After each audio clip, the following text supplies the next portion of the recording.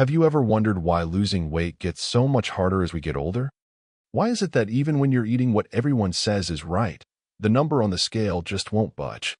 Why does it feel like you're eating less, but your belly and the swelling just keep growing? Why do doctors say one thing and say another, and your body seems to follow its own set of rules? As we age, our bodies change, and so do the rules of the game. Extra weight isn't just about how we look anymore. It's about blood pressure, blood sugar, and aching joints. Every extra pound puts more strain on your body, especially after 50.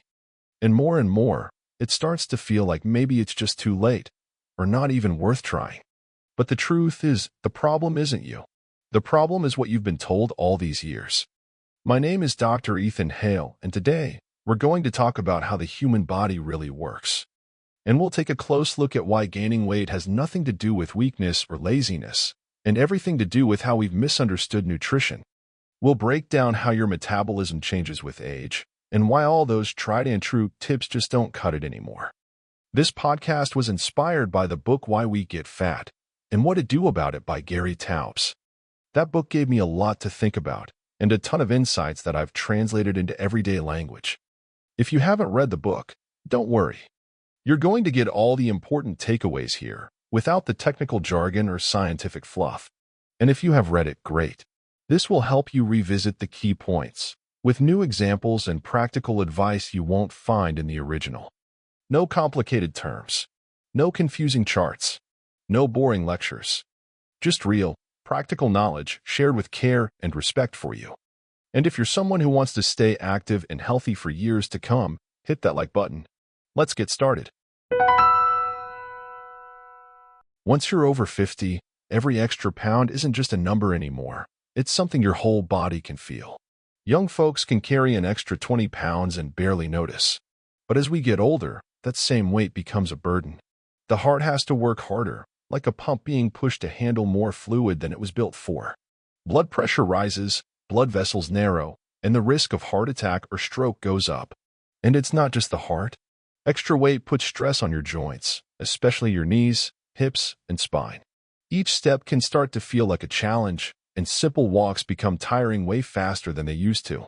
People who once loved being on their feet now find themselves sitting more, not because they're lazy, but because it hurts. Over time, pain leads to fear of movement, and that fear can lead to full-on inactivity. Then the cycle kicks in. Less movement leads to more weight, and more weight leads to more pain. You feel breathless, heavy, sluggish. Sleep gets worse, and everyone just chalks it up to getting old.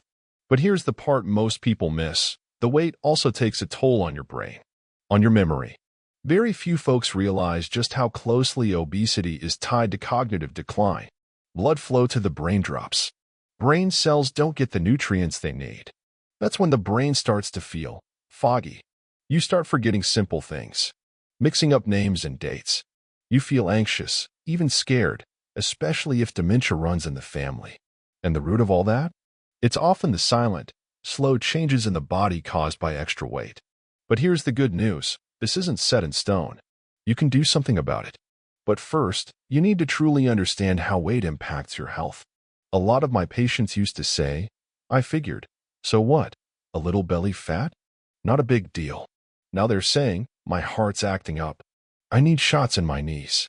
I can't even keep up with my grandkids." And I've heard this from all kinds of folks, retired athletes, teachers, homemakers. No one's immune. Here's the thing. It's not just about age, and it's not just the way it is. Sure, the body becomes more vulnerable after 50, but that doesn't mean you're powerless. Extra weight isn't a life sentence. It's your body's way of asking for help. It's not punishment. It's a signal. And if you're recognizing that right now, congratulations. That's your first step. Next, we'll take a look at why the old advice to eat less and move more just doesn't work. And you'll see that a lot of what we've believed for years has only left us more confused. For decades, we've all been told the same thing: eat less, lose weight. We've been taught that being overweight is a result of overeating and being lazy. Gain some weight? Must have eaten too much or skipped the gym. On the surface, it sounds logical: more calories in than out, and your body stores the rest as fat. But if that's true, why are so many people gaining weight even when they don't eat that much? Why do some folks go on diets, take long walks every day, and still can't drop a pound? And why do others seem to eat way more and never gain an ounce? The secret? Not all calories are created equal. And it's not just about how much you eat. It's about how your body responds to what you eat. Our bodies aren't simple calculators. They're complex chemical labs run by hormones. Hormones are the internal messengers that tell your body what to do with the food you eat. And one hormone in particular plays a huge role here: insulin. Insulin is what helps regulate your blood sugar. When we eat sugary foods, white bread, or starchy meals, insulin spikes. And when insulin is high, your body goes into storage mode, packing away fat around your belly, your sides, your back. So even if you're not overeating, you're still gaining simply because your hormones are telling your body to store fat. Imagine this. Two people eat the exact same number of calories. One has a plate of veggies, some protein, and healthy fats. The other? A roll, some pasta, and sweet tea. Same calories, say 1,800, but totally different hormonal responses. For the first person, insulin stays steady. For the second, it spikes, and that's when fat sticks around. So the question isn't just how much you eat, but what you eat and how your body processes it. And this matters even more as we get older. Because as we age, we become more insulin resistant. Our bodies get worse at handling sugar and starch, which means even moderate eating can lead to fat storage. You start feeling weak, foggy, constantly hungry, and you blame yourself. But the truth is, it's not about willpower. It's your body chemistry at work. You're not overeating. You're just following advice that doesn't work anymore. The old "eat less" message ignores the real issue: what you're eating and how your body responds to it. That's why it's so important to understand hormones, especially insulin. And that's exactly where we're headed next. We'll take a deeper look at how aging and hormones impact your weight, and why it's time to let go of those old diet myths once and for all. I hear this all the time from folks over 50. Well, what do you expect? I'm not as young as I used to be. It's easy to believe that a slower metabolism is just part of aging, and that there's nothing you can do about it. Back in the day, I could lose weight in a month. Now, I could practically starve and still stay the same. Or even worse, why bother? I'm old. It's not going to help anyway. These thoughts are common, and unfortunately, they've taken root in a lot of minds. But here's the thing, they don't tell the whole story. And they often stop people from even trying to make a change. Yes, metabolism does shift with age, but not as drastically as you might think. Your body doesn't suddenly turn into a slow, sluggish sloth, not if you give it the right kind of support. The truth is, metabolism slows down not because of age itself, but because of how we live as we age. The less we move, the more muscle we lose. And muscle is the engine of your metabolism. If you're eating less but also moving less, your body just isn't burning fuel the way it used to. But that doesn't mean it's over. In fact, it's the perfect time for a new beginning. Your body isn't broken. It just needs a little tuning. You're not a burnt-out engine. You're a classic car that's overdue for maintenance. And the good news? You don't need drastic changes. Just smart, steady steps. People are always surprised at how different they feel after something as simple as cutting out bread and sugar. Or when they add a short walk to their day, even 15 minutes, and suddenly, breathing feels easier. One of my patients once told me, I thought it was just my age. Turns out, it was just bad habits. Even if your metabolism has slowed down a bit, it hasn't shut off. It hasn't disappeared. It's just running differently now, and it needs a different kind of care. You don't have to keep suffering because of old myths you started believing 20 years ago. You don't have to stay cooped up, watching your weight go up while your energy slips away. Because the truth is, you can still make changes. And it's never too late to start. Up next, we're going to talk about how hormones, especially insulin, start to play a starring role, and why it's that hormone, not just food or age, that really decides whether your body holds on to weight or lets it go. When it comes to weight gain, most of us tend to blame the food or ourselves. It seems simple enough, right? Just eat less, and the weight should come off. But in his book Why We Get Fat, Gary Taubes offers a completely different perspective. He explains that overeating isn't the real root of the problem. The key to understanding weight gain lies in how carbohydrates affect our hormones, especially insulin, one of the most powerful hormones in the human body. Insulin controls your blood sugar and determines how your body uses energy. It's insulin that decides whether your body burns calories or stores them away for later. And here's the big thing. When your insulin stays high, your body can't access stored fat. It's like that fat is sealed away in a jar, locked up and off limits. So what causes insulin to spike the most? Carbohydrates, especially refined, fast-acting ones like bread, pasta, cookies, pastries, sugar. These foods send insulin soaring, and that's when your body starts packing on fat. Even if you're not overeating. This flips everything we thought we knew about food on its head. Because it turns out, it's not just the number of calories, it's the type of food that affects our weight. And for older adults, this insight is especially important. As we age, insulin becomes more stubborn. Our bodies don't respond to it as well, and we get worse at clearing out the excess. That's why fat hangs on longer and comes off slower. You might be eating modestly a bowl of oatmeal, some bread, a little dessert. But if that's your regular diet, your insulin is staying high, and fat keeps building up. Taubes explains all of this in a way that just makes sense, without the confusing jargon. And what's most powerful is this: we're not to blame for gaining weight. We were simply never told how the body really works. For older adults, this kind of knowledge is a game changer. It takes away the guilt. And more importantly, it brings hope. Because you can turn things around. You just need to change what's on your plate. You don't need to starve, suffer, or count every crumb. You just need to understand how food affects your hormones and start making different choices. Up next, we'll break down why carbs trigger such a powerful reaction in the body, and what you can do about it, even if you're well into your 70s. To really understand where extra weight comes from, you've got to look deeper than your plate. It's not just about calories. Your body runs on signals, and those signals come from hormones. And the most important hormone in this story? Insulin. It plays a major role in how your body uses the food you eat.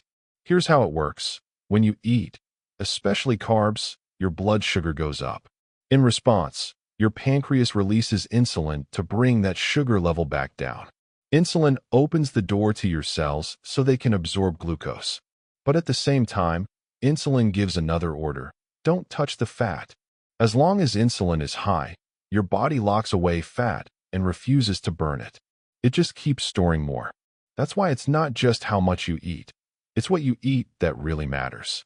Simple carbs, like white bread, sweets, potatoes, rice, pastries, juices, and even most cereals. These cause your blood sugar to spike fast. And that makes insulin shoot up just as quickly, which means your body immediately starts storing fat, even if you didn't overeat. You could have just 2 spoonfuls of oatmeal, and boom, your body's already in store-it-up mode. That's also why these foods leave you feeling hungry again so quickly. Your blood sugar goes up, then crashes just as fast, and suddenly your body's craving more. You're stuck in a loop. Eat, crash, crave, repeat, and with each cycle, more fat gets stored. Now, slow carbs, like whole grains, veggies, and legumes, they raise blood sugar too, but more gradually.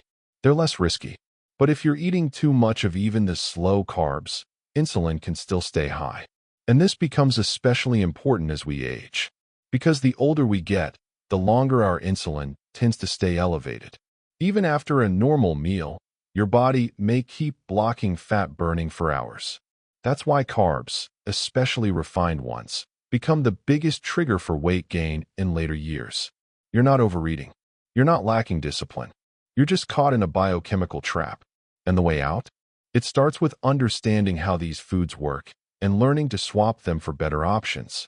Next, we'll talk about why the word diet often leads us in the wrong direction, and how to begin a new way of eating that still lets you enjoy your food. We've all heard the word diet, especially anyone who's ever tried to lose weight. And let's be honest, it doesn't sound very friendly. It sounds harsh, strict, like a punishment. From this day forward, no treats, no flavor, no fun. For a lot of people, diet means suffering, restrictions, and a constant cloud of guilt. They start a diet, push through, suffer through it, lose a few pounds, then break down. The weight comes back, sometimes with extra, and they blame themselves all over again. They think they're weak, lazy, lacking discipline. But the truth is, the problem isn't you. The real problem is how we've been taught to think about the word diet. If you see a diet as something temporary, something you do just for now, you're setting yourself up to fail. Your brain knows it's not forever, so it quietly waits for that moment when you go off the diet. Because let's face it, no one wants to live the rest of their life feeling deprived. Here's where things go wrong. When you restrict too much, too fast, your body feels threatened. It slows your metabolism. It ramps up hunger. It starts storing fat just in case. And the minute you go back to eating normal food, the weight rushes back in. This is the cycle thousands of people fall into, especially as they get older. They try yet another diet. They lose energy. They lose hope. And sometimes they lose their health in the process. But here's the truth. When you're older, the goal isn't to lose weight fast. The goal is to live well, comfortably, and consistently. This isn't a race. It's a way of life. So instead of calling it a diet, think of it as a new, sensible way of eating. Something that's not short-term. Something that feels natural, doable, and kind to your body. You shouldn't have to suffer. You shouldn't have to count every crumb or dread the holidays. This isn't about a 7-day plan. It's about creating a rhythm that fits your life for good. Because when eating becomes a part of your life, not a war against your body, that's when real change begins. You start feeling lighter. You have more energy. And the weight starts to come off without the stress. You don't have to be perfect. You just have to be honest with yourself and keep moving one step at a time. Next, we'll take a look at the traps older adults fall into most often, and why those quick fixes are more dangerous than they seem. You'll learn how to spot empty promises and protect yourself from getting fooled. When someone's tired of carrying extra weight, they're willing to believe just about anything that promises fast results, especially when the ad sounds so tempting. Lose 10 pounds a week, no effort, no restrictions. Powders, pills, magnets, wraps, drops, the list goes on. And older adults are often the prime target for these miracle solutions. It starts to feel like maybe this is the answer, especially when diets and exercise haven't worked. Why suffer, you think, when you could just take something and watch the weight melt off? But behind those shiny promises, there's usually either a scam or something that can actually harm you. No truly effective system gives you fast results without consequences. And those miracle products? The side effects can be serious, from weakness and dizziness to emergency hospital visits. I've had patients who took these supplements and spent a month recovering from heart issues. Some collapsed from dehydration. Others damaged their kidneys. The real problem is this. These ads target your deepest pain, your frustration, your self-doubt. You're over 50? Then this is made just for you. That kind of message goes straight to the heart. But in reality, you're not being helped. You're being taken advantage of. You become a victim, not a success story. And it's even more dangerous when older adults face these choices alone. No one to talk to, no one to check in, just the deep desire to feel lighter, physically and emotionally. That's why it's so important to learn how to spot a scam and to trust only what's proven and safe. If something promises a lot and fast, that's already a red flag. If it claims to work with no effort at all, then it's either temporary or fake. And worst of all, it doesn't give you any real power. You're left not just with less money, but with worse health, and maybe worst of all, less hope. Remember, your path to better health isn't a race. It's a steady journey on a clear road, where you understand what you're doing and why, and everything happens gradually, without harm. You deserve the truth, not shiny bottles and empty slogans. Next, we'll talk about what else can hold you back, even when you're doing everything right, and why fear and doubt so often stop older adults halfway through the journey. A lot of older adults don't hold back from changing the way they eat because they don't want to eat. They hold back because they think, it's too late, it won't help, there's no point now. These thoughts don't shout. They whisper, quiet at first, then louder with each passing year. You feel like your energy's not what it used to be, your memory isn't sharp, and results? They seem impossible. But that's not truth, that's fear, dressed up to sound like reason. The older you get, the more you hear it. At your age, why bother changing anything? And after a while, you start to believe it, even if your body is still ready for change. I've had so many patients say, I just don't believe I can anymore. But that's not a fact. It's a story they've been told for too long. There's another challenge, too, feeling like your efforts don't matter. You start eating better, going for walks, really trying, and the scale doesn't move. You expect quick results, and you're met with silence. Then comes the thought, it's not working. I'm wasting my time. But your body isn't a machine. It doesn't flip a switch and change overnight. Especially after years of wear and tear, it needs time and patience. And right there, in that moment, is when you can't give up. Because even if the number on the scale doesn't budge, something is happening. Your blood pressure improves. Your sleep gets deeper. Your mood lifts. The swelling starts to go down.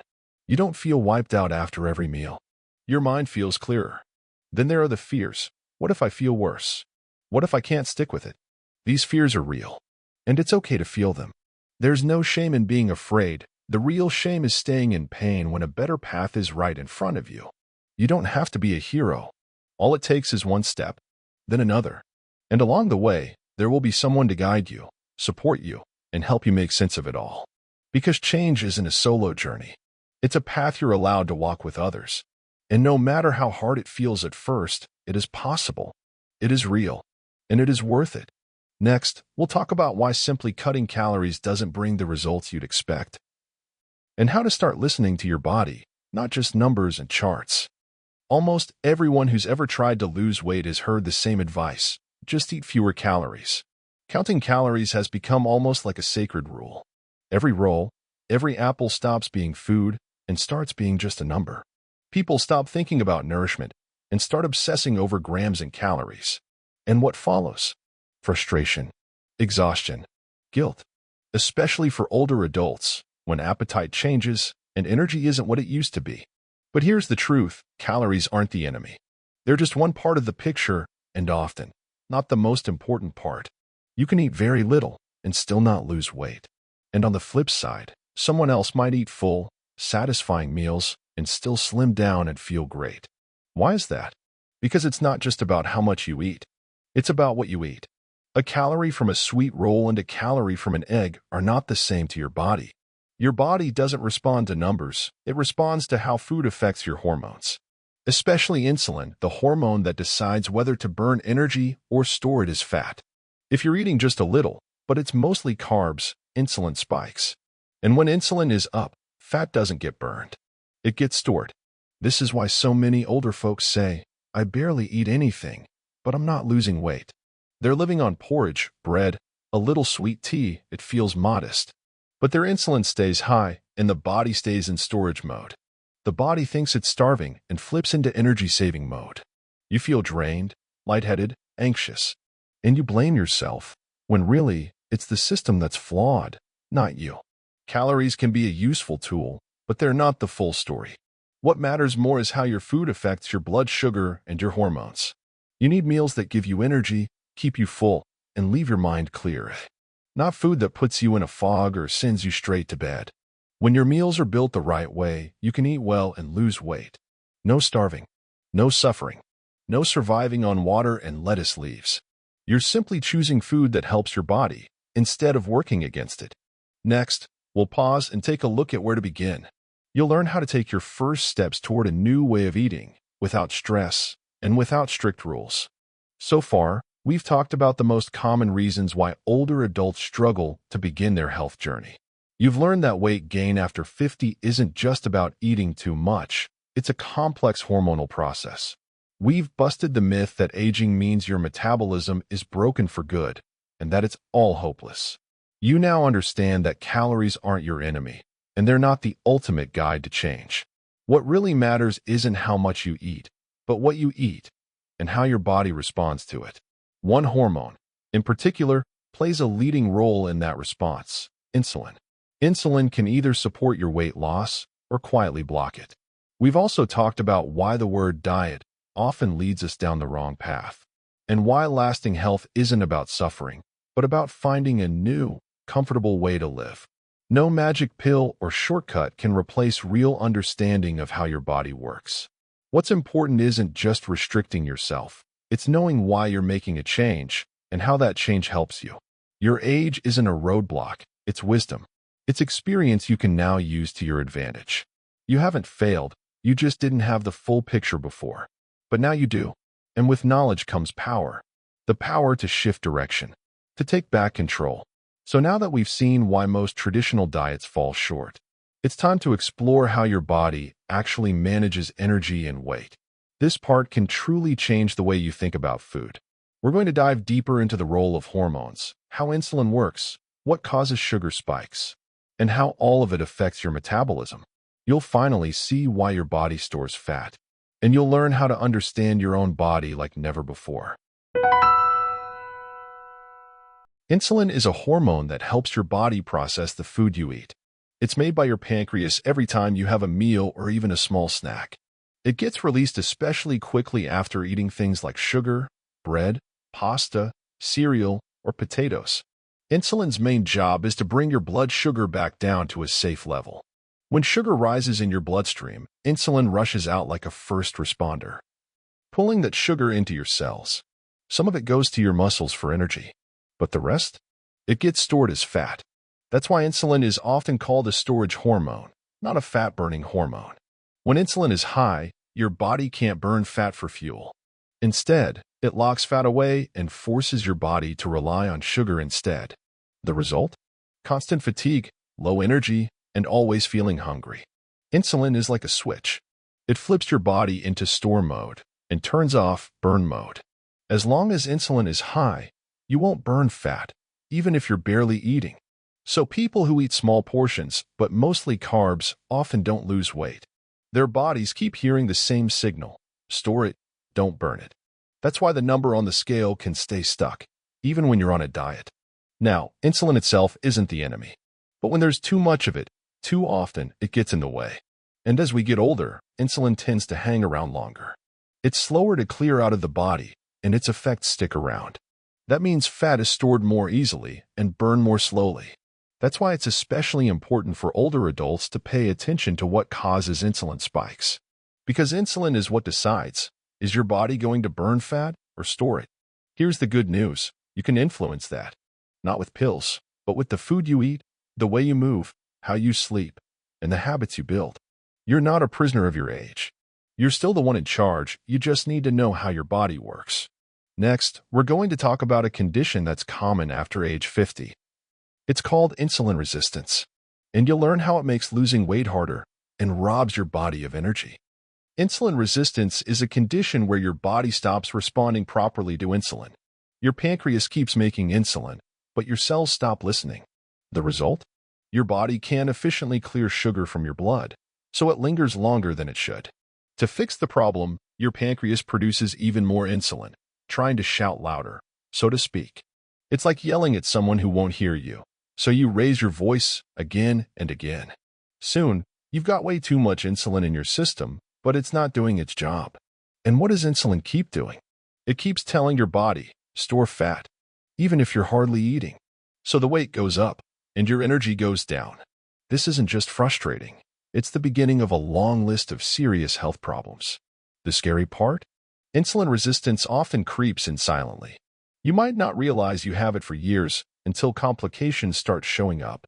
You may notice fatigue after meals, brain fog, blood pressure swings, or constant drowsiness. Your blood sugar might start rising even if you're not eating sweets. You could experience memory problems, mood swings, or trouble focusing. Over time, this condition can lead to prediabetes, type 2 diabetes, high blood pressure, and obesity. For women, it may cause hormonal imbalances. For men, it often brings a drop in energy and strength.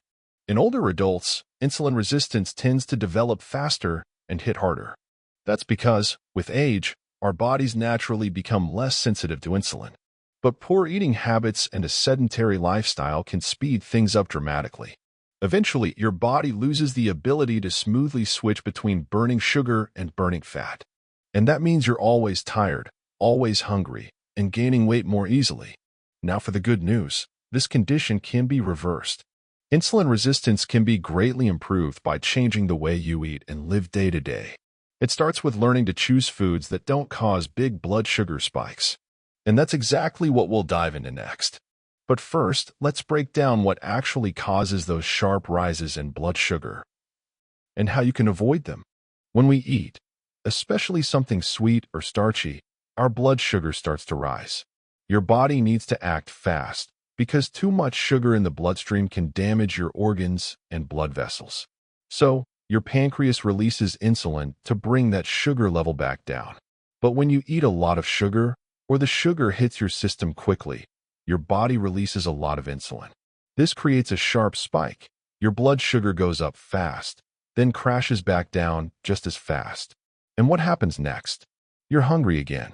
That rise and fall is called the glycemic response. There's even a tool to help measure this. It's called the glycemic index, or GI. It tells us how quickly a food raises your blood sugar. The higher the GI, the faster your sugar spikes. There's also something called glycemic load, which takes into account not just the speed, but also how many carbs are in the serving size. These two indicators matter because they tell us how much a food will affect your insulin levels. Foods with a high glycemic index cause quick, sharp spikes in blood sugar.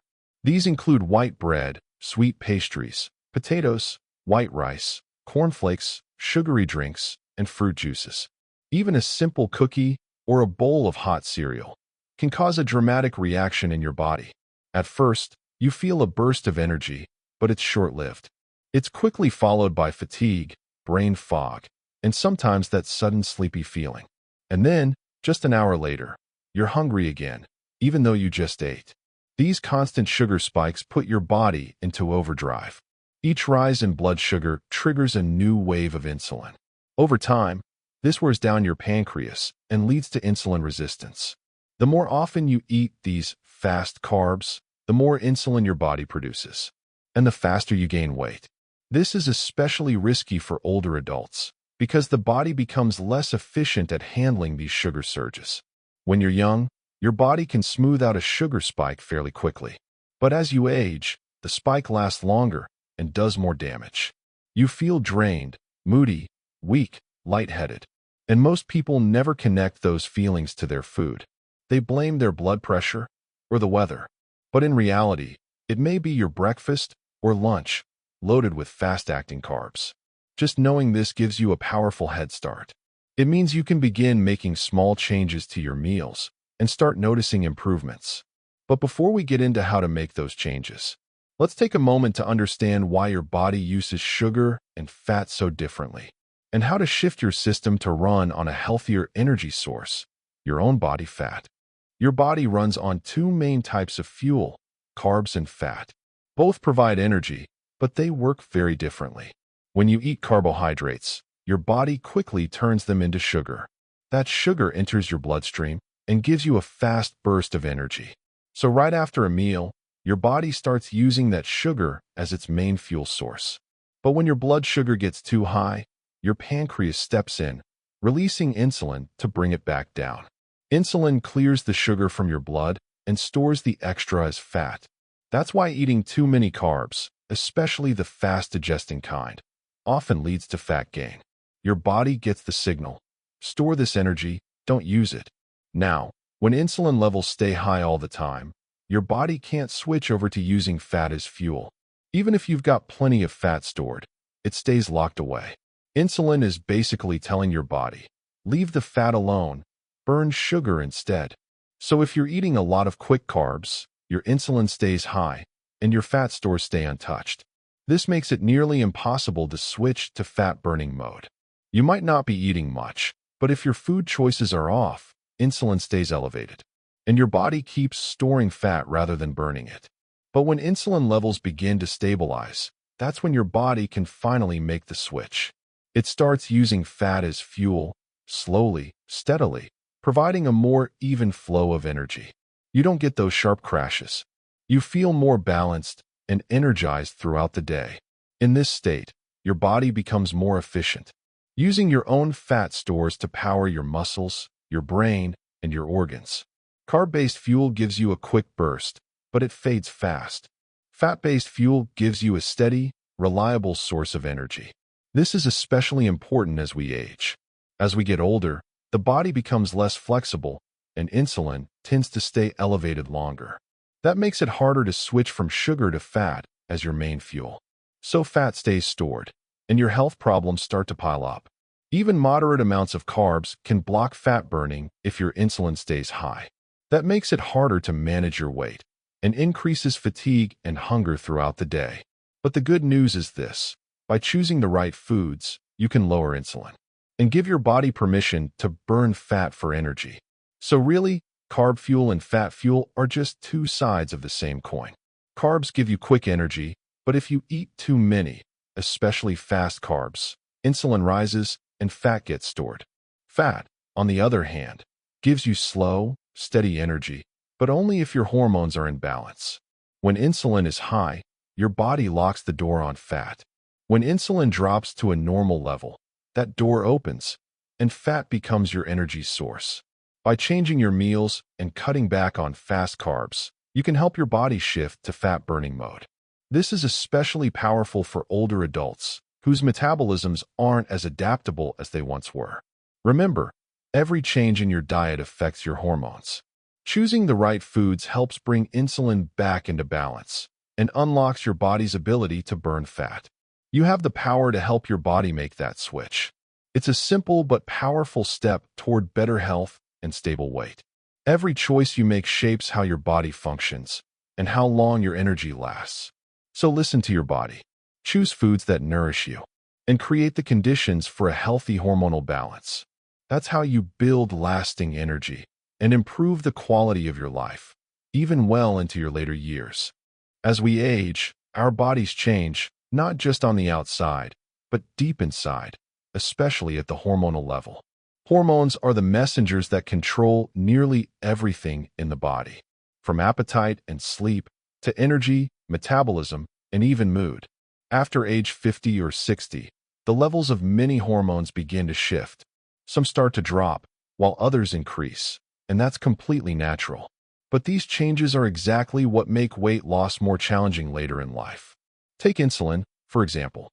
Your body starts producing more of it, but it doesn't work as well as it used to. You become less sensitive to it, and that makes it harder to burn fat. Even if you're eating the right foods, the weight may not move unless your insulin comes down, especially if your meals still include a lot of starchy or sugary foods. Another important hormone is cortisol, the stress hormone. Cortisol rises when you're anxious, sleep poorly, or feel worn out. High cortisol slows down fat burning and increases cravings for sweets and carbs. When cortisol is up, your body tries to store more energy, just in case. That energy gets tucked away as belly fat. Many older adults experience a kind of background stress every day, often without realizing it. Worries about health, loneliness, finances, or feeling misunderstood.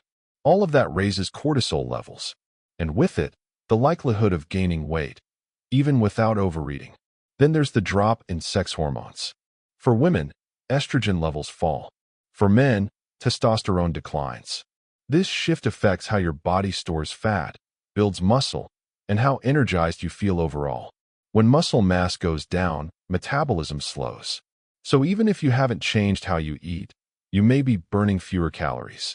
Here's what's important to understand. You're not lazy. You're not weak.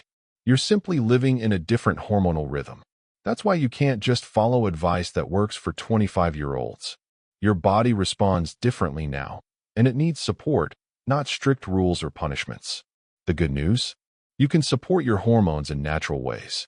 Balanced meals, gentle activity, restful sleep, a little more calm in your day. All of that helps. You can't stop time, but you can soften its impact. And it all starts with understanding that hormones aren't the enemy, they're tools. Treat your body with care and consistency, and it will respond. Next, we'll talk about why the old advice to eat less and move more rarely works after a certain age, and how to approach weight loss with common sense and real compassion for yourself. The advice to just eat less sounds simple, even logical. But for older adults, it often doesn't work the way people expect. You cut back on food. The weight drops a little, and then nothing. The scale stalls, your energy disappears, your mood takes a dive. And it starts to feel like all your effort was for nothing. That moment is called a plateau, when your body stops responding to the restriction. And it's not a failure, and it's not your fault. It's actually a natural, built-in survival response. When you cut calories too much, your body thinks a famine has started. It switches into survival mode, slowing down your metabolism, conserving every bit of energy. You're eating less, but your body is also burning less. So even though you're trying hard, the weight just doesn't budge. Your whole system downshifts to stretch out what little fuel it has. You feel tired, sluggish, maybe even dizzy. You lose motivation. And as we age, the body becomes even more sensitive to this kind of stress. It's not as flexible as it once was, and the reaction is stronger. Any kind of stress, even subtle, can raise cortisol and lower thyroid activity. That means fat gets held onto, while your body may start breaking down muscle for energy. So yes, you might lose weight. But it's not the kind of weight you want to lose. It's not fat, it's lean muscle mass. And for older adults, losing muscle is dangerous. Muscles are essential for balance, strength, and staying active. But the scale won't tell you that. It might stay the same or drop a little. While inside, your body is getting weaker. You start feeling drained, shaky, discouraged. This is why traditional weight loss advice so often fails in older age. Less food doesn't always mean better results. Your body doesn't just need less, it needs the right kind of support. Starving isn't the answer. You need to feed your body wisely, so it doesn't feel the need to panic or protect itself. When your meals are built right, your body feels safe. It gently lets go of fat while preserving muscle and energy. You don't crash. You don't burn out. You don't feel defeated. And that's especially important as we get older. Because every day you feel strong and steady is already a win. The goal isn't to force your body, it's to work with it. With care, with patience, with respect. Next, we'll talk about the foods that matter most for older adults, and why protein and healthy fats are your best allies at any age. When we talk about health and weight, the focus is usually on carbs and calories. But there are two other key players your body can't thrive without: protein and fat. And for older adults, these two are especially important. As we age, we lose muscle faster, and it gets harder to rebuild. That's a natural part of aging, but you can slow it down with enough protein. Protein helps preserve muscle mass, even if you're not moving as much. It's essential for tissue repair, immune strength, and steady energy. When you're not getting enough protein, your body may start breaking down muscle instead of burning fat. And that leads to weakness, fatigue, and even a higher risk of falls. To lose weight safely, you must protect your muscles with protein. It keeps you full longer, helps you eat less without feeling starved, and gives your body what it needs. Older adults need protein at every meal. It may absorb a bit slower with age, but the benefits are just as strong. Foods like meat, fish, eggs, and cottage cheese aren't just food, they're building blocks for your body. Protein gives strength to your muscles, clarity to your mind, and helps stabilize blood sugar. Without it, even with the best intentions, you'll start losing the wrong kind of weight. Now let's talk about the second key nutrient, fat. But not just any fat. We're talking about healthy, natural fats. The right fats won't make you gain weight, not if you choose wisely and use them in balance. Healthy fats feed the brain, protect the heart, and keep your blood vessels flexible. They help you feel full and satisfied without causing blood sugar spikes. Unlike sugar, fats digest slowly and provide long-lasting energy. Many older adults are afraid of fat and end up cutting it out completely. But that's a mistake. Too little fat in your diet can leave your brain foggy, your skin dry, and your mood low. Your body needs fat to make hormones, absorb vitamins, and stay warm. Without enough fat, digestion slows down, and your body can't function properly. But when you include the right fats, you get warmth, resilience, and balance at any age. Protein and fat work together as a team. One gives you strength. The other gives you endurance. One supports your muscles. The other fuels your brain and heart. When your meals include both, your body feels supported, not stressed. You feel satisfied, calm, and less tempted to reach for that extra slice of bread or that cookie. And when your body feels safe and supported, it starts letting go of fat. Even if you're eating slightly more than you used to, you're not fighting your body, you're helping it do its job right. And that matters even more after 50. Because at this stage in life, it's not just about losing weight. It's about keeping your strength, your health, and your joy. Up next, we'll talk about why we crave sweets, even when we're not actually hungry, and how to take back control without guilt restriction, or stress. A lot of people say, "I'm not even hungry, but I still want something sweet." Sound familiar? That feeling is especially common among older adults. The craving for sweets isn't just a whim. It's tied to habits and memories. From the time we're little, sweets are used as a reward, a comfort, a way to show love. Grandma's cookies, birthday cake, a piece of candy after a doctor's visit. These moments stick with us. So when we're tired, anxious, or feeling low, the brain remembers. Have something sweet, you'll feel better. And honestly, for a few minutes, it does help. Sugar gives a quick emotional lift. But within an hour, that mood boost fades and often crashes even lower. And just like that, the cycle begins. A quick high, a crash, and another craving. Society and advertising only make it harder. On TV, in stores, even in casual conversation, sweets are painted as cozy, comforting, even necessary. Cake means celebration. Candy means caring. So when you reach for something sweet, it feels like you're being kind to yourself. That's especially true for those who live alone or don't hear kind words very often. In those moments, sugar becomes a stand-in for love, warmth, and connection. It's also a distraction, something to reach for when you're bored, anxious, or restless. But here's the problem. It's a false comfort. And over time, it does more harm than good. Your body starts depending on sugar like it's a pill for every emotion. And then it needs more, even when you're not truly hungry. As we get older, our natural joy response to simple pleasures starts to fade a little. So sweets become the fastest way to feel a little spark again. But after that brief moment of joy comes fatigue, foggy thinking, and a blood sugar crash. Your brain gets its easy fix, but your body pays the price. It's especially hard when sugar becomes part of your daily routine. A little treat with tea, a bite before bed, something sweet between meals. It doesn't seem like much, but those small extras spike your blood sugar all day long. That means more insulin, less fat burning, and mood swings that rise and fall like a roller coaster. But here's the most important part. Craving sweets isn't a weakness. It's not laziness. It's a habit, one that's been reinforced by memories, emotions, and years of repetition. You don't need to give it up overnight. You can simply start with awareness.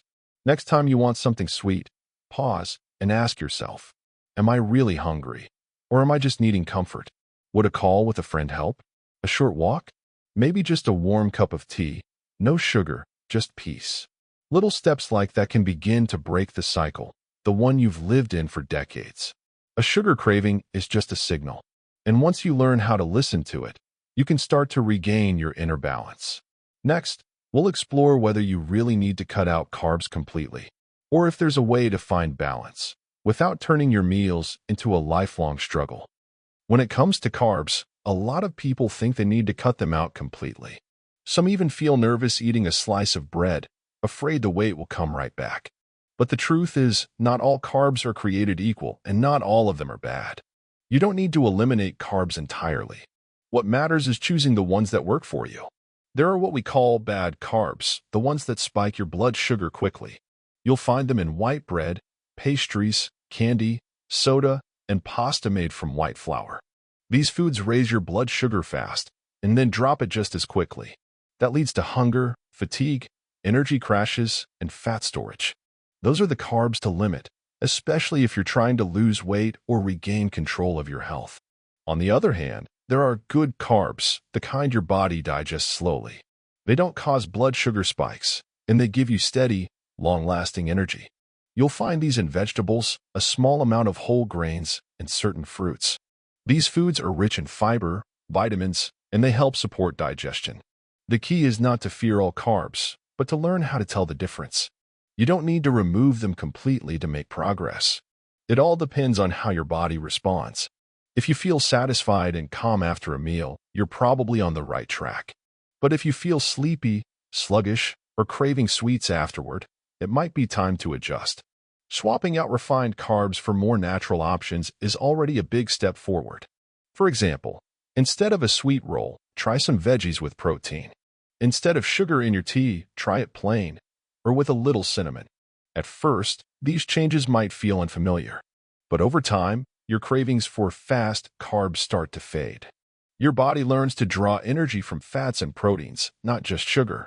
That helps lower insulin, reduce hunger, and gently speed up your metabolism. And for older adults, it's especially important that meals are nourishing, not overwhelming. The fewer sugar spikes you have, the better your brain, heart, and blood vessels will function. You'll feel more balanced, more steady, and less tied to snacking every hour.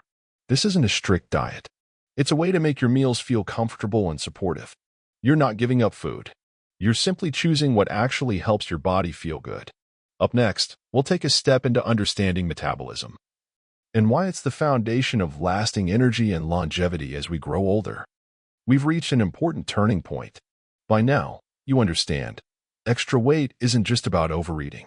It's the result of complex processes happening inside your body, especially hormonal ones. We've learned that insulin isn't just the diabetes hormone.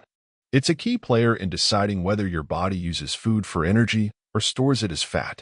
And when insulin stays high all the time, no diet will work the way it's supposed to. You now know why insulin can be especially tricky in older adults and why it's so important to work with it, not against it. We talked about cortisol, blood sugar spikes, and how they all slow down your metabolism. And we've seen that metabolism isn't just about how fast you digest food. It's a finely tuned system shaped by your habits, your hormones, even your emotions. You've come to see that healthy eating isn't about how much you eat. It's about what and how you eat. Protein and healthy fats help support your body. Fast carbs only get in the way. And what matters most is that you've learned all of this not from charts or diets, but from clear, practical, real-life explanations. Now you have a foundation. You're not confused, you're aware. You've moved past old myths about calories, and you've started to listen to your own body. And now comes the exciting part: how to use this knowledge every single day.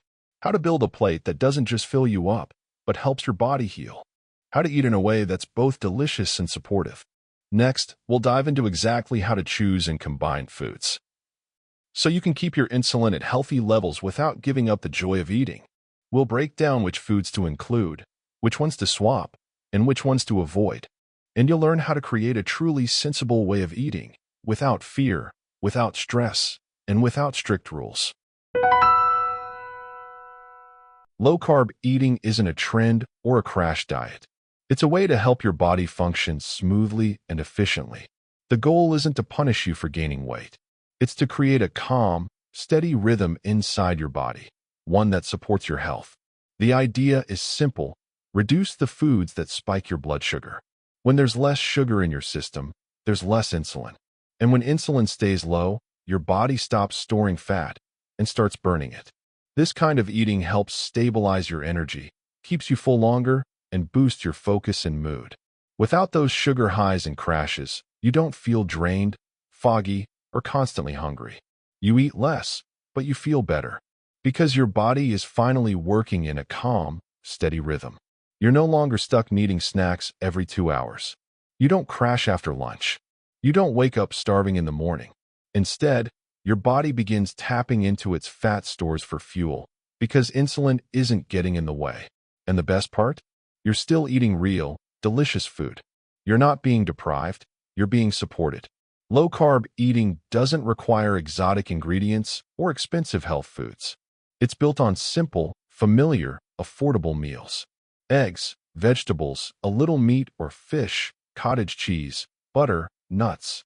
Foods that nourish you, satisfy you, and don't spike your blood sugar.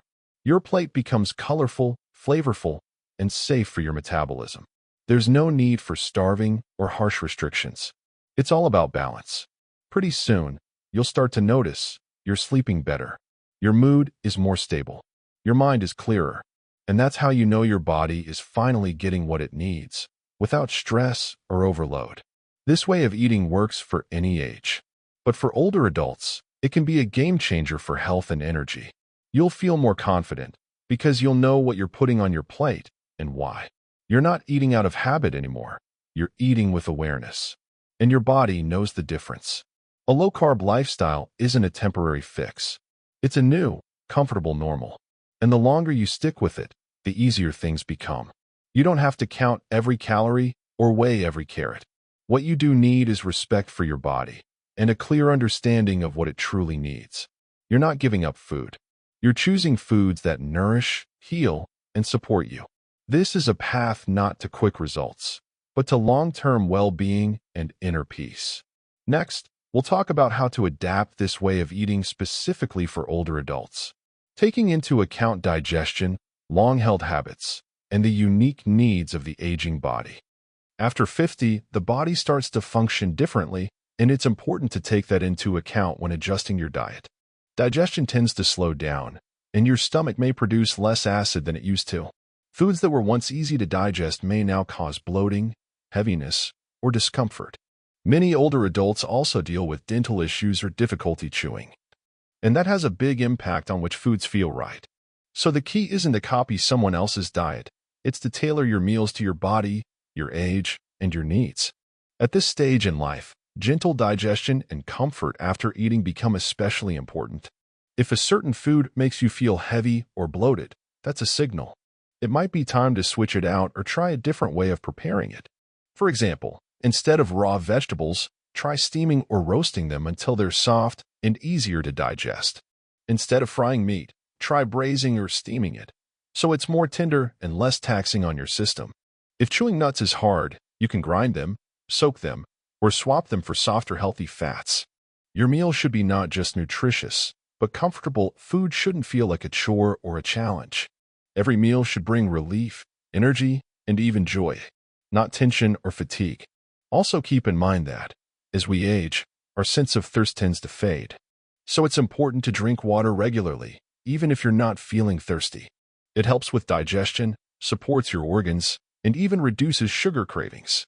Yes, your metabolism slows down with age, but it doesn't stop, and the right foods help keep it running in a steady rhythm. Protein is still essential for maintaining muscle. But if chewing meat is tough, there are softer options. Eggs, cottage cheese, yogurt, soft fish spreads, they're all easier to eat and just as nourishing. And when it comes to fats, if you've got digestive sensitivity, be selective. Skip the fried and spicy dishes. Instead, go for things like olive oil, avocado, or fatty fish. The most important thing is to listen to your body and to adapt your favorite foods in a way that works for you. Comfort, simplicity, and accessibility, that's the foundation of good eating in later life. Meals should be warm, not too hot, not too cold, gentle on the stomach, and enjoyable to eat. You're never obligated to eat something just because it's labeled healthy. Choose foods that feel light, digest easily, and genuinely bring you pleasure. When you do that, your body will respond with gratitude, and your mood will stay steady. Because food at this stage in life isn't just for the body, it's for the soul too. It's how we care for ourselves and how we remind ourselves that we matter. Next, we'll talk about the role of fiber and water in the nutrition of older adults, and how these two simple things can make a big difference in how you feel and how your digestion works. Fiber is a unique part of food. It doesn't give us energy, but it helps our bodies function the way they're supposed to. It isn't digested, and that's exactly what makes it so valuable. Fiber helps cleanse the digestive tract and keeps your system moving smoothly. When your diet includes enough fiber, your digestion becomes more regular and gentle. No more heaviness, less bloating, and far fewer issues with constipation. And because fiber helps you feel full longer, it also supports healthy appetite control. Think of fiber like a gentle broom. It helps sweep out what your body no longer needs. It also slows down how quickly sugar is absorbed, reducing blood sugar spikes after meals. And that's especially important for older adults, whose metabolism has naturally slowed down. When your meals include fiber-rich foods, hunger shows up later. You eat less, but still feel full and satisfied. And fiber isn't just good for digestion, it feeds the good bacteria in your gut, which support your immune system and even your mood. As we get older, the gut can become a bit sluggish. If there's not enough fiber, you might feel tired, blocked up, or just off overall. You can find fiber in vegetables, a handful of berries, seeds, and whole grains, if your body tolerates them well. But here's the catch. Fiber only works properly when there's enough water. If you eat a lot of fiber but don't drink enough, you may actually feel more bloated or uncomfortable. That's why water is fiber's best partner, and really, it's the foundation of healthy digestion. As we age, our sense of thirst often fades. That means many older adults are walking around mildly dehydrated without realizing it. Even mild dehydration can cause fatigue, dizziness, and constipation. But drinking water regularly, even in small sips, helps your body move smoothly and gently. Water isn't just liquid. It's the delivery system for nutrients throughout your entire body. Without it, your cells can't do their jobs properly. If you want your meals to really nourish you, make water your everyday ally. You don't need to chug gallons. Just drink a little at a time, consistently throughout the day. Make it a habit, and within a week, you may already notice a difference. Lighter digestion, steadier blood pressure, more hydrated skin. Together, fiber and water give you regularity, a clear mind, and a more balanced mood. It's simple, it's affordable, and it doesn't require effort, just a little care and attention to your body. And most importantly, it's a completely safe way to boost your health, even into very old age. Up next, we'll talk about vitamins and minerals, and why they become especially important as we get older. When you start cutting back on carbs, your body needs more support from the inside. Less bread and grains means fewer of the usual sources of B vitamins and certain minerals. And as we age, our need for nutrients doesn't go down, in fact, it often goes up. Metabolism slows, and absorption isn't as efficient as it was in younger years. That's why it's not just about removing the harmful stuff. It's just as important to add what your body truly needs. This isn't about magic pills, it's about real, cellular support. Every vitamin and mineral has its job. Some give you energy, some protect your heart. Some help you absorb protein, others support your bones, blood vessels, and immune system. When these nutrients are missing, the body slows down and your overall health can gradually decline. That's why, when you change your eating habits, you need to be careful not to leave your body without its tools. If you're reducing carbs, pay special attention to magnesium, potassium, sodium, and B vitamins. These support your energy, sleep, heart function, and general well-being. Vitamin D, calcium, and omega-3s are also crucial, especially for your bones, joints, and brain. With age, the skin becomes less able to produce vitamin D from sunlight. And with a limited diet, food may not supply enough either. That's why it's a good idea for older adults to talk to their doctor about supplements. Self-medicating isn't safe. Doses should be chosen carefully, based on your health and personal needs. A good doctor can help you pick the right options, ones that actually work for your body without causing side effects. And quality matters. Cheaper vitamins often don't absorb well and may contain unnecessary fillers. It's better to take less, but choose better. And remember, supplements are not a substitute for real food. They're just that, a supplement, a helper, not the main event. Real health comes from real meals, made with care and intention. Vitamins are more like walking sticks. They help when you need support. But they don't replace movement itself. When you support your body with the nutrients it needs, it starts to run more smoothly. You sleep better. Your mood steadies. Your energy lasts longer. Your system doesn't feel drained. It feels rested and recharged. And that's especially important when you're shifting your habits and changing how you eat. When your body is well supported, you don't crash, you don't burn out, and you don't feel like your body is fighting back. You're taking care of yourself, not out of fear, but with understanding. Not because someone told you to, but because you know what you need. That's what it means to care for yourself as a wise, experienced adult. Next, we'll talk about some simple steps you can take to cut back on harmful carbs, and how to do it without stress or sudden changes, especially if you spend a lifetime eating the old way. A lot of people are afraid to change the way they eat because they don't want to give up the foods they love. Pasta, bread, a sweet bun with jam, these aren't just meals. They're part of your comfort. And that's completely understandable. But the goal isn't to take everything away, it's to gently replace what's harmful with something more helpful. And you can do that without stress and without feeling like you're missing out. Instead of sugary pastries, try cottage cheese pancakes or a baked cheese casserole without sugar. They're filling, flavorful, and won't cause a big blood sugar spike. Craving something warm and comforting? A baked apple with cinnamon hits the spot, sweet in taste, but far gentler on your system than cookies or candy. Even something as simple as your daily tea can be enjoyed with a slice of apple instead of a piece of candy. White flour pasta. Swap it for roasted vegetables or zucchini ribbons. Making soup? Instead of potatoes, add cauliflower or broccoli, hearty, tasty, and much easier on your metabolism. Still want bread? Go for a small slice of whole grain or dark rye. Even better, try a homemade version made with eggs and seeds, if that works for your digestion. You don't have to give up everything all at once. Just start by making one small swap a day. Even that single change gives your body some relief and helps lower insulin levels. The fewer sugar spikes, the easier it is for your body to shift into fat-burning mode. And soon, you'll notice, the heaviness starts to fade. Your mind feels clearer. Your appetite starts to calm down. Even your favorite recipes can be adapted. If you're making a casserole, skip the sugar, add cottage cheese and a little cinnamon. If you're baking, try almond or coconut flour instead of white flour. They don't cause the same sugar spikes. Making a salad? Skip the bread. Add a boiled egg or a slice of cheese instead. The secret isn't in becoming a gourmet chef, it's in making smarter choices, one at a time. Every one of those choices is working for you, not against you. This isn't about being on a diet. This is about truly taking care of yourself gently, wisely, without extremes or fear. And your body will feel the difference and thank you with steady, lasting well-being.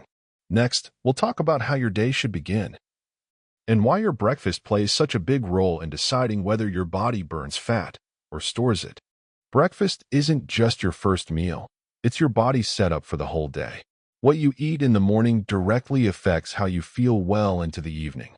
If your breakfast is light and sweet, say, toast and jam, or just a cookie with tea, your blood sugar spikes, then crashes soon after. That leads to fatigue, irritability, and the urge to snack again, sometimes within the hour. This effect is even stronger as we get older because metabolism isn't as flexible anymore. Insulin spikes more quickly and takes longer to settle back down.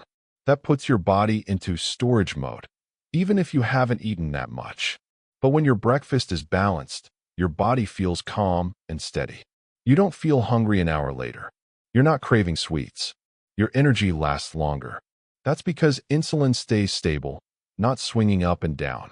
And your body isn't told to stash away fat just in case. The ideal breakfast includes protein, healthy fats, and very few carbs. This kind of meal keeps you full, helps you focus, and doesn't make you sleepy afterward. And for older adults especially, breakfast should be gentle, satisfying, and easy to digest. This could be an omelet with vegetables, cottage cheese with a spoon of sour cream, or a little baked fish with zucchini. If you love your morning tea, skip the sugar and don't pair it with a bun. Try it with a slice of cheese, a boiled egg, or even a small handful of nuts. That kind of breakfast won't spike your blood sugar, but will keep you full for hours.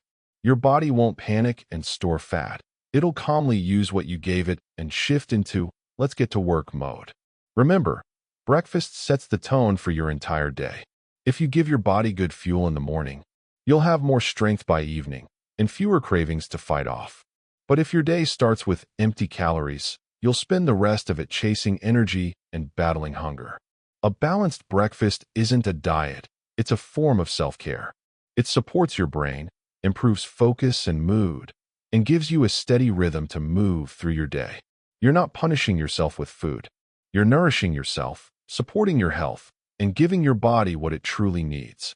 Next, we'll talk about how to avoid overwhelming yourself with too many changes, and how to make the shift to this new way of eating gently, without stress or strict rules.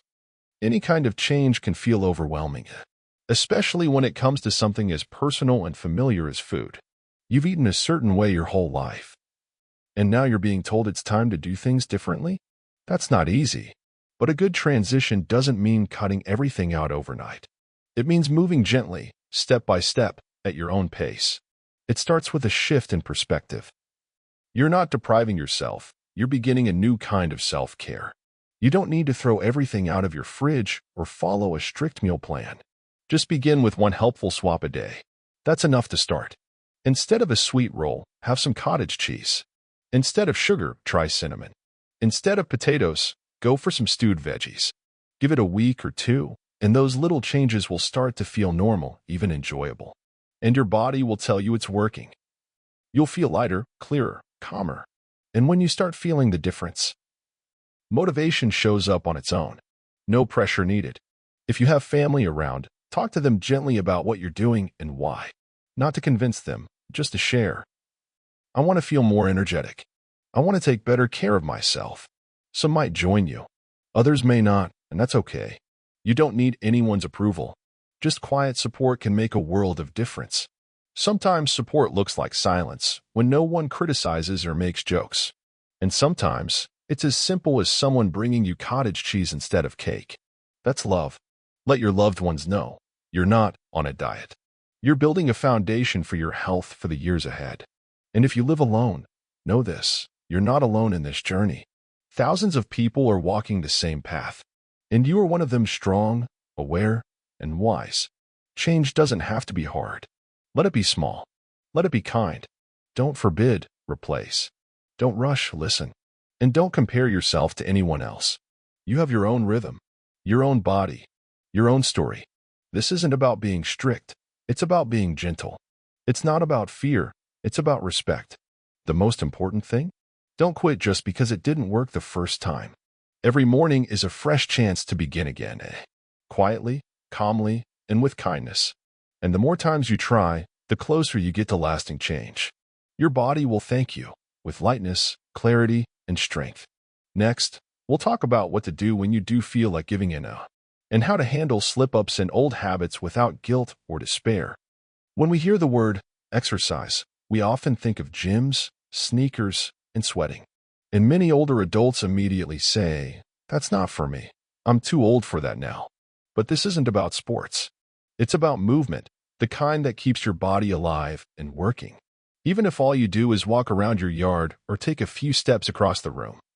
That's already work your body understands and appreciates. Movement kickstarts your metabolism, improves circulation, and helps stabilize your blood sugar. When you move, your cells respond better to insulin, and fat starts to burn more gently. You don't need to run, jump, or lift weights. Just 15 minutes a day can make a real difference. Walking, stretching, light bending, these simple movements set your body in motion. Your body gets the message. I'm alive. I'm active. I need to stay strong. Walking is especially powerful. It's gentle, low impact, and you can do it in comfortable shoes at your own pace. It gets your lungs working, supports your joints, and lifts your mood. You can walk in your room, down a hallway, or around the yard. It doesn't have to be intense to be effective. And within a week, you may already notice deeper sleep and a clearer mind. If your health allows, you can also try light morning movements. Simple arm circles, neck rolls, gentle leg swings, nothing complicated or exhausting. This kind of activity doesn't stress the body, it wakes it up. Digestion becomes steadier, blood pressure evens out, and your mood feels calmer. Your body hasn't forgotten how to move. It just needs a gentle reminder. And every small step is a gift, not just for your physical health, but your mental well-being too. Physical activity doesn't just burn calories. It reduces stress, boosts brain function, and brings meaning to your day. When you move, you feel capable, connected, and more alive. It's not about having a young body. It's about having a young spirit and a desire to keep living fully. And if you can't walk, that's okay too.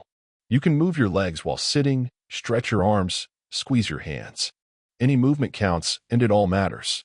You don't have to be an athlete.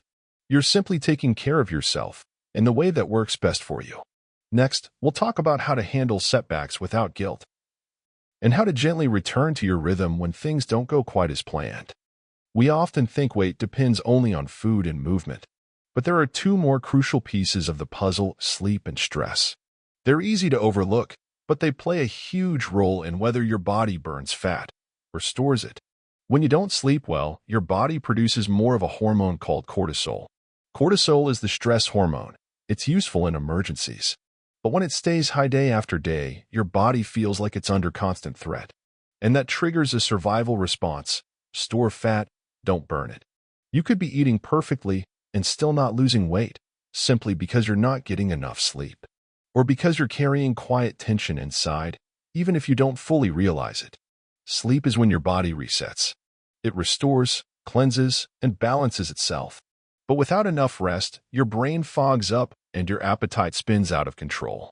The less you sleep, the more your body craves sugar, bread, and high-fat foods. And that's not weakness. That's biology. Your brain is exhausted and just looking for quick fuel. That's why sleep is especially important for older adults, even if you don't sleep through the night. What matters is that your rest is calm and deep. A couple of hours before bed, avoid the news. Don't eat heavy meals, get into arguments, or dwell on worries. Instead, a warm cup of tea, soft music, quiet reading, or a peaceful conversation. These gentle rituals signal to your brain. It's time to rest. It's time to let go. Managing stress is just as essential. No, you don't have to see a therapist or do yoga unless you want to. It's enough to do something each day that brings you peace. A short walk, knitting, prayer, breathing, even just sitting quietly. All of that helps calm your nervous system. You can simply close your eyes, take a deep breath, and slowly exhale 10 times. It relaxes your muscles, lowers cortisol, and tells your body, it's okay. You're safe. And when your body isn't in a state of panic, it begins to heal. It starts letting go of excess weight, little by little. You sleep better. You eat more mindfully. You stop chasing sugar because you feel more centered. Your body doesn't live in fear. It moves in balance. And that is the foundation for good health in later life. Sleep and stress aren't small details. They're the core of everything. Without rest and calm, no diet can truly work. And real self-care isn't just about food. It's about your mind, your peace, your inner stillness. That stillness gives you strength. It clears your thoughts. And it helps you move forward, no matter your age. We've covered a lot of important ground. But here's the most important thing to remember. None of this works in isolation. You can't pull out just one piece and expect your health to fall into place. Nutrition, movement, sleep, and inner calm, they're all parts of one connected system. Now you have the full picture. True health isn't about dieting. It's not about strict rules or rigid routines. It's about a new kind of relationship with yourself. A relationship built on care, honesty, and balance. One without punishment, without extremes. Just steady, thoughtful support. Every single step you've taken, even the smallest one, has already made your body stronger, your mind clearer, and your mood more stable. Now the real question becomes, how do you hold on to these changes for good? How do you make sure this isn't just a phase, but the beginning of a new chapter in your life? Up next, we'll talk about how to make these changes last, how to stay on track, without burnout, without pressure, and without losing motivation. You'll get simple, kind, and practical tips to help you keep moving forward, gently, confidently, and with peace of mind. When you start changing the way you eat, the goal isn't just to try something new. It's to build a new habit that actually sticks. That doesn't happen in a day, but it becomes easier when you move gently and with understanding. Habits form through repetition. The more often you choose what helps you, the more natural it starts to feel. At first, your brain will push back. It wants to go back to what's familiar and easy. But if you approach yourself with care instead of pressure, your brain starts to support you, not fight you. Every smart choice you make isn't just luck. It's another step toward your new normal. And to make that new normal stick, it helps to track your small successes, even if they seem tiny at first. One of the best tools? A simple journal. Write down what you ate, how you felt afterward, and what you might want to adjust. You don't need to count every gram. Just notice what gave you energy and lightness. If you felt steady and clear after breakfast, write that down and try to repeat it. If you felt tired or foggy after a sugary tea, that's valuable insight too. These little notes help you understand yourself better and help you make more intentional choices. You stop eating on autopilot and you start listening to your body. It's not about control, it's about care. You're not judging yourself. You're being honest with yourself. You can even track your mood, sleep, energy, and cravings. And within a week, you'll start to see patterns, what helps you, and what gets in the way. Another helpful tip? Celebrate your small wins. Not with food, but with kindness and acknowledgement. Choosing an egg over a pastry? That's a win. Taking a short walk today? That's self-care in action. Progress isn't about dramatic results. It's about steady, sustainable movement forward, without burnout or backslides. And if you slip up, don't punish yourself. Just gently return to your rhythm. Every new week is another chance to move forward, not a reason to fall back. A habit becomes second nature when it feels like your rhythm, not a battle. And when you add a little kindness and attention to yourself, that habit becomes part of who you are, naturally, peacefully, for the long term. Next, we'll talk about how to stay motivated over time, and what to do if the scale stops moving or progress feels too slow. When you hear the word insulin, you might immediately think of sugar or diabetes. But the truth is, insulin affects everyone, whether you've been diagnosed or not. And it becomes especially important as we get older, because the metabolism naturally becomes more sensitive and less flexible. Keeping your insulin levels stable helps your body avoid storing extra fat and keeps you from falling into cravings or energy crashes. When insulin is steady, you feel full, calm, and energized throughout the day. But when it spikes and drops, you feel weak, irritable, and start reaching for sweets or bread. To avoid that roller coaster, it's important to learn how to balance your meals. Your body loves balance, which means including a bit of protein, a healthy fat, and a small amount of carbs at each meal. Protein gives you fullness, fat gives you lasting energy, and carbs help maintain a steady rhythm. But here's the key. Those carbs need to be slow, not fast.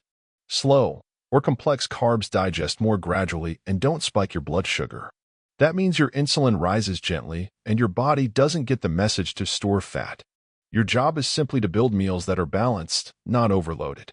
For example, breakfast could be eggs with sautéed vegetables and a slice of cheese.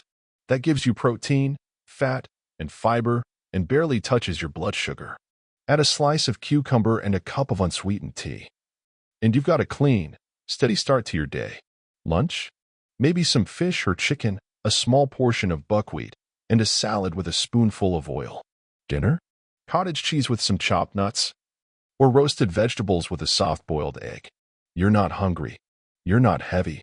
You're not craving snacks. Everything feels steady and simple.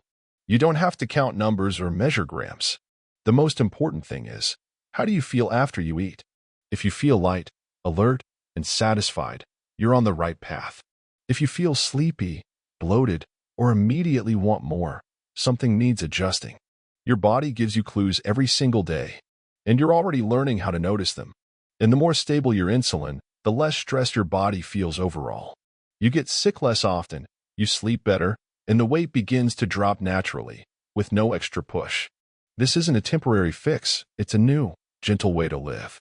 Next, we'll talk about what to do if your weight stalls, and why that's not a reason to give up, but rather a signal that your body needs a little extra support. On the journey to a healthier life, slip-ups happen, and that's okay. Sometimes your hand reaches for a piece of candy. Sometimes you find yourself eating a roll, even though you're not really hungry. In those moments, the most important thing is this. Don't beat yourself up. This isn't failure. This is just part of the process. You didn't break anything. You didn't undo all your progress. You didn't lose everything you've worked for. A slip-up isn't the end. It's just a small detour. And you can always return to your path. You don't have to start over on Monday. Just make the next meal a nourishing one. Your body won't hold a grudge for that one candy, but it will be grateful when you follow it with a little care. Slip-ups are actually moments of learning. Ask yourself, what triggered it? Were you tired? Stressed? Lonely? If so, the answer isn't in food. It's in rest, self-compassion, and kindness. Motivation isn't some endless flame that burns on its own. It's more like warmth, something you need to tend to. Waiting for inspiration? You might be waiting a long time. But when you move, when you act, motivation often follows. Every time you choose an egg over a pastry in the morning, you're reminding yourself why this matters. And it helps to have support. If your family doesn't understand, don't argue. Just keep going. Calmly. Maybe talk to a friend, or find a group online. Even one kind word or a shared story can make a big difference. Sometimes, all you need is to say to yourself, I'm doing great. I'm going at my own pace. Create an environment that makes it easier to move forward. Keep the foods that help you visible. Let your phone remind you why you're doing this, not just how much you weigh. Your health isn't a number. It's a feeling, a sense of ease, energy, and joy in your daily life. And don't be shy about celebrating the small wins. If you stayed on track today, that's a win. If you slipped and came back, that's a double win. Strength isn't about never falling. It's about standing back up, gently, and with love for yourself. Every day is a chance to do something good for your body, and you're already doing it. That is real motivation. Next, we'll take a look at how all these simple steps come together into a complete system that works just for you. When you start changing how you eat, a new fear might pop up. How am I supposed to go out to dinner or visit family? What about holidays? After all, food isn't just about fuel. It's about connection, tradition, and joy. That's exactly why your new way of eating should never feel like isolation or punishment. You don't have to give up your life, your gatherings, or your favorite celebrations. You're simply learning how to make more mindful choices. At restaurants or family dinners, there's almost always something that fits your path. If you see meat, fish, or veggies, you already have a solid foundation. You can skip the side dish and enjoy a salad. You can ask for tea without sugar with lemon instead. And if someone offers you cake, you don't have to eat the whole slice. You can try a little if you choose to. The point isn't to forbid yourself. It's to stay calm, kind, and self-respecting. It's especially important not to feel like you're missing out. Your goal isn't perfection. It's to feel good, even when you're outside your usual routine. And if you do have more than usual, meet that choice with gentleness, not guilt. Let the celebration be a celebration. And then, just return to your rhythm. No drama, no starting over. This new way of eating? It's not a cage. It's a way to live lighter, freer, and longer. It's not meant to pull you away from people. It's meant to help you stay in their lives longer. You can laugh, socialize, celebrate, and care for your body at the same time. These things don't cancel each other out. They actually help you find real balance. It helps to plan ahead. If you know the event will be full of sweets, you can eat something balanced at home before you go, or bring a small dish that suits your style and share it with others. You don't have to explain yourself to everyone. Just stay calm and confident in your own choices.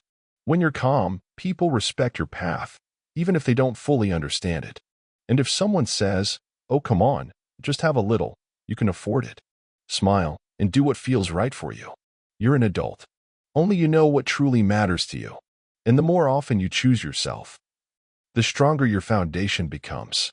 Next, we'll take a look at how all of these small steps, from food to mindset to self-care, have come together to form a solid, sustainable way of life. When you've been struggling with extra weight for a long time, it's tempting to want a fast, easy fix. Lose 20 pounds in a week. The promise sounds so good, especially when nothing else has worked. You see smiling, thin people on TV. You hear about magic drops, detox drinks, miracle plans. But behind those shiny ads, there's often something dangerous, especially if you're over 50. Rapid weight loss might look like progress, but it can put serious stress on your heart, your liver, and your kidneys. When you suddenly cut calories, your body doesn't just lose fat. It loses water and muscle. And muscles are what keep you moving, steady, and strong. Lose too much muscle, and you increase your risk of falling or injury. And after a crash diet, the weight almost always comes back, and often even more than before. These fast fixes don't solve the problem. They make it worse. They mess with your hormones, your metabolism, and even your immune system. Your body goes into stress mode. Cortisol rises. Your blood pressure swings. You feel weak, dizzy, anxious. Sleep gets worse. And you wonder, wasn't this supposed to help? Detox teas, fat-burning pills, cleansing programs. Most of these have no real science behind them. At best, they do nothing. At worst, they disrupt your body's natural rhythm. And in your 50s and beyond, your body is less forgiving. That's why every change in your eating should be thoughtful, gradual, and safe. The best advice? Don't chase shortcuts. Lean on common sense.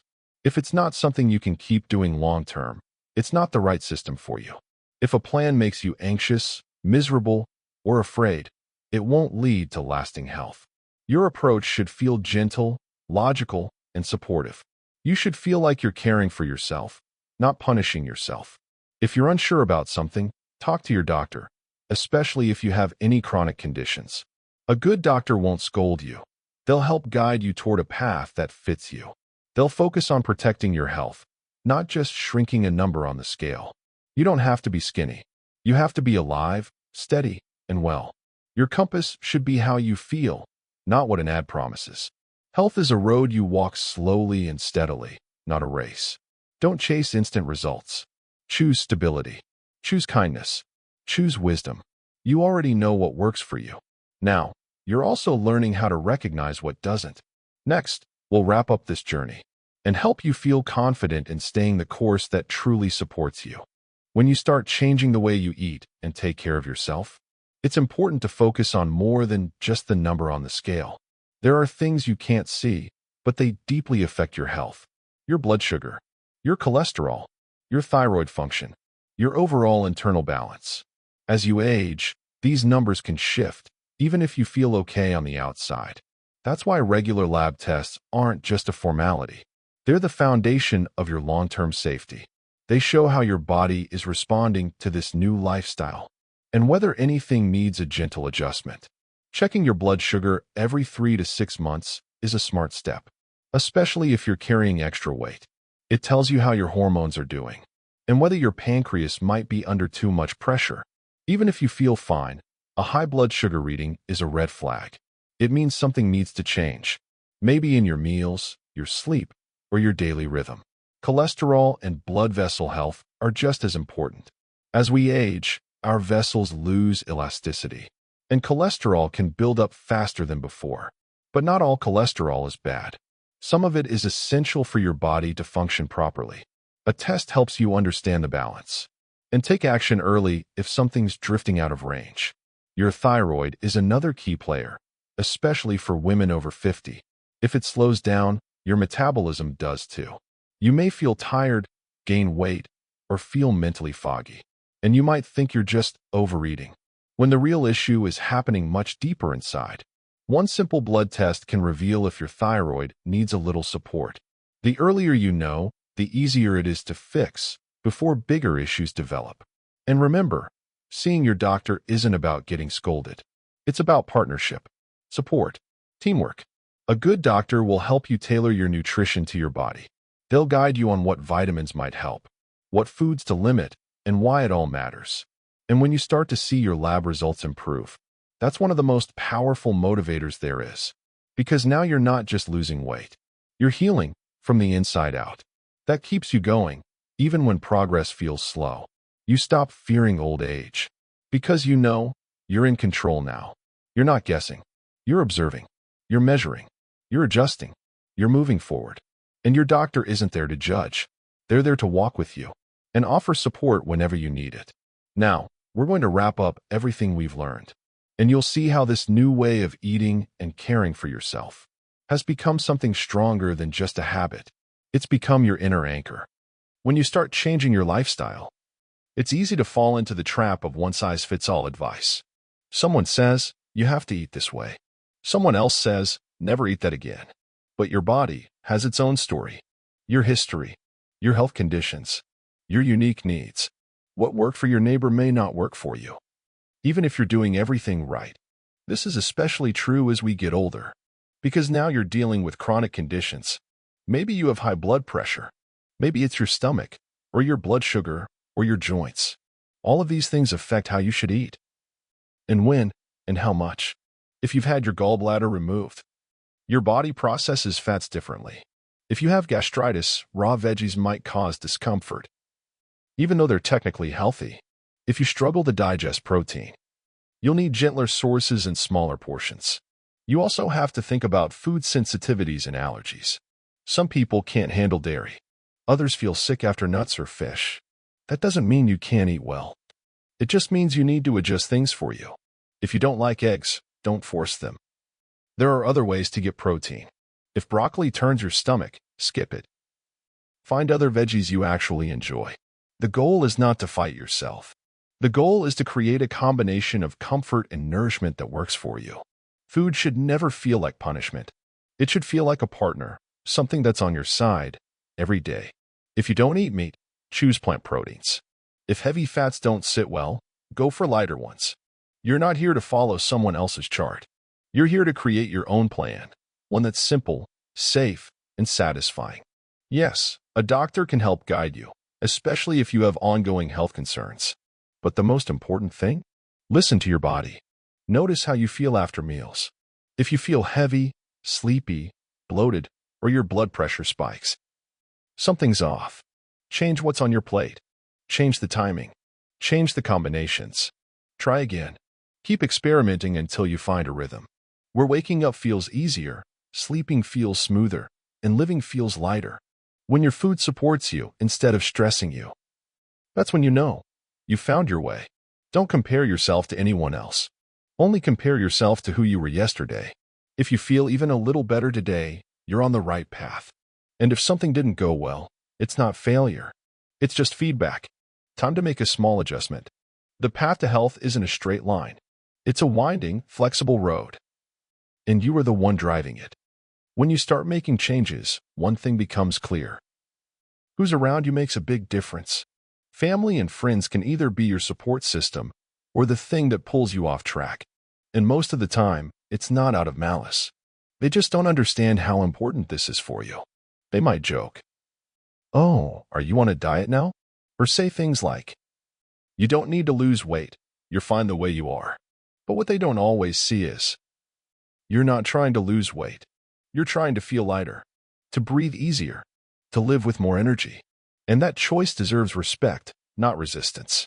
You don't have to convince everyone, but you can gently explain, "I'm not doing this to look different. I'm doing this to feel better." When you say it calmly, without judgment, people usually respond with understanding. And sometimes, they start noticing the changes in you. And that's when real support starts to grow. If you don't live alone, small compromises can make a big difference. Maybe it's keeping a few foods in the house that work for you. Maybe it's making space at the table for both shared dishes and your personal choices. You don't need to force your way of eating on others. Just ask that they don't pull you away from what's helping you.